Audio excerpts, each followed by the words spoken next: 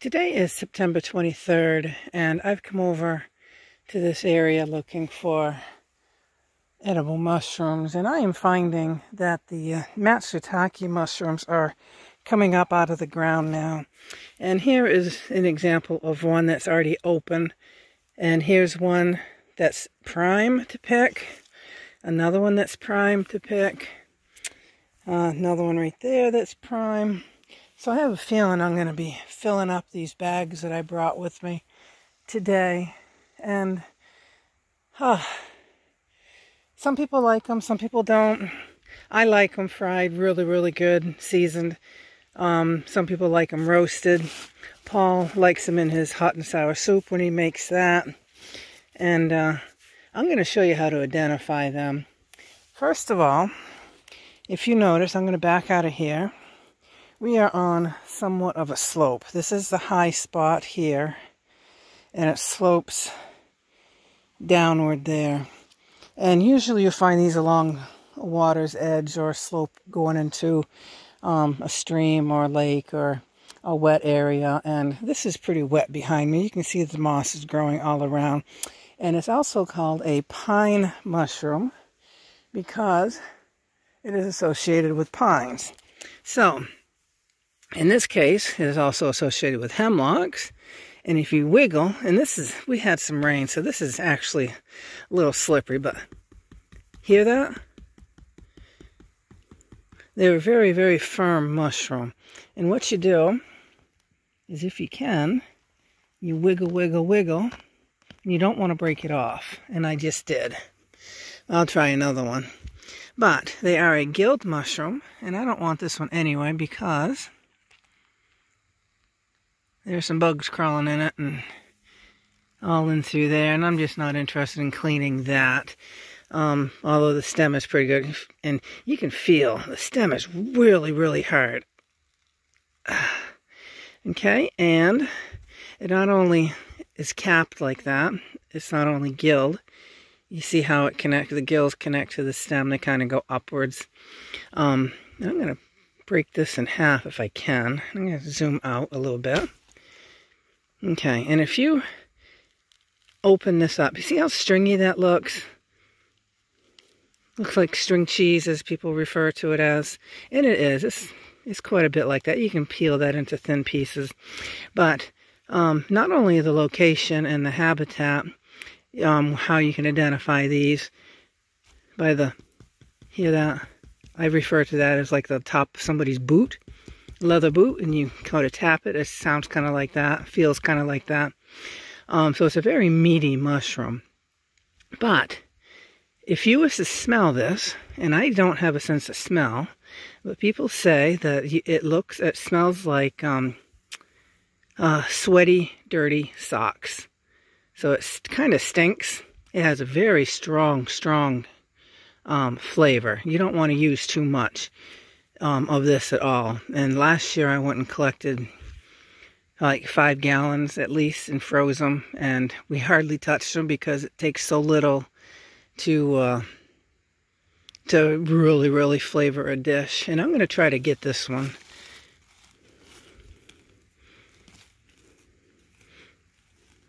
If I can wiggle it without breaking it. Usually I can, but okay, here we go.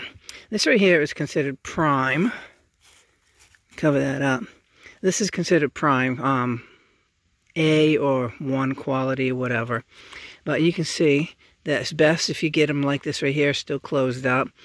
And it's thuddy. Can't squeeze it. Well, you can squeeze it a little bit, but not much. And it will have this gray area down here at the bottom. And from what I've read, and I've read quite a few sources, that if you was to buy these, if sell these to a restaurant or to somebody local that's interested in buying Matsutaki mushrooms, they want to see that gray area there. It's something that they just have to see, I guess, maybe to confirm that it is the type of mushroom that they claim, the seller is claiming. But these are a prized mushroom in Japan. Yeah, and I broke that off, but I know. If I was to dig down in there, that would be gray. A gray tip. Normally I wouldn't do this just because I know what the mushroom looks like. See, there's a tip right there. How gray it is. It's down into the clay. So, I'm going to keep that. Another prize. That'll go for a lot of money if I was to sell them. If I not step on this one, I'll be doing good. Oh, and this one is not a Matsutaki. First of all, you can thud it, but see the depression? This is probably a milk cap. Yeah, see there's no gray at the bottom. It's very soft. And if it's a milk cap,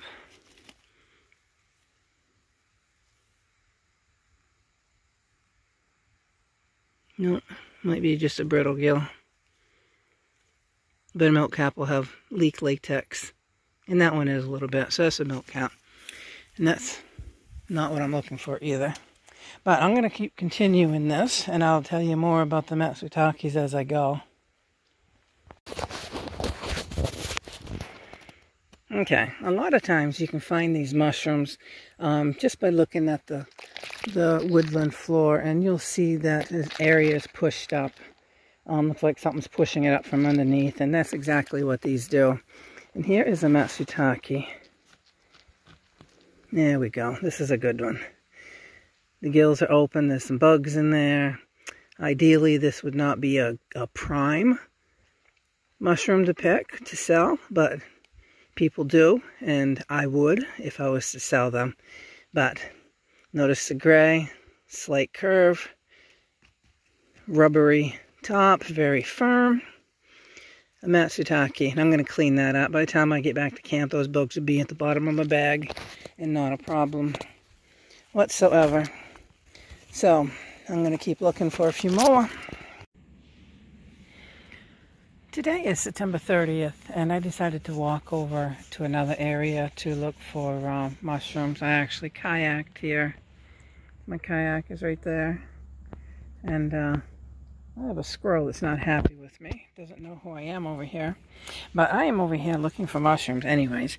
And I just happened to find, right there, crowded against that rock, was a big old Matsutaki mushroom.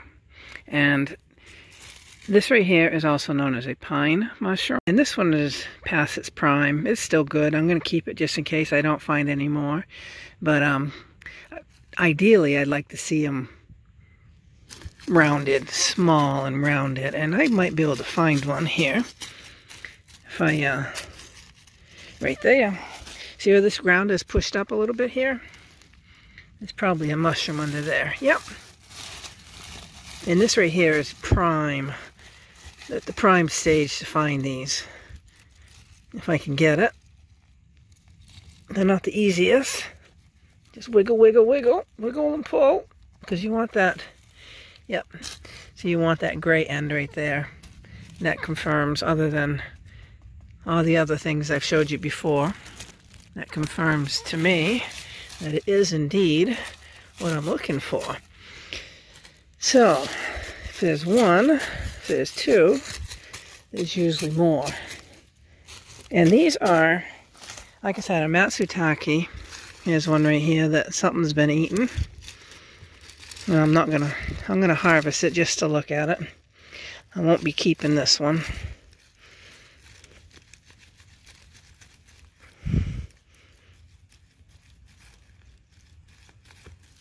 Yep. This one's kind of funky. This one's not in the best shape. Something's already been having at it. So I'm gonna put it back and let it spew its spores. But these are a different species than the Matsutaki in Japan, and they're expensive there because they have such a short growing season, and the habitat's not the easiest to navigate, and there's fewer people going out and harvesting such mushrooms these days. But they are quite expensive. Even here in Maine, they're going for a dried. This is prime. This is what you're looking for here. And this is not what you're looking for, but it will do. They taste the same at any stage. Just that these right here take up less room, and the stores would rather work with this than cleaning out all that underneath there. So if this is cut and dried, it goes to like $22 to $23 per ounce. I like them more than Paul does. He puts his in sweet, hot and sour soup, and he likes his best that way. I like mine fried with a little butter, although they say it doesn't pair well with dairy products. I find that it doesn't bother me at all. I like it like that, and with a little bit of lemon. Anything you cook with citrus, it pairs very, very well with citrus.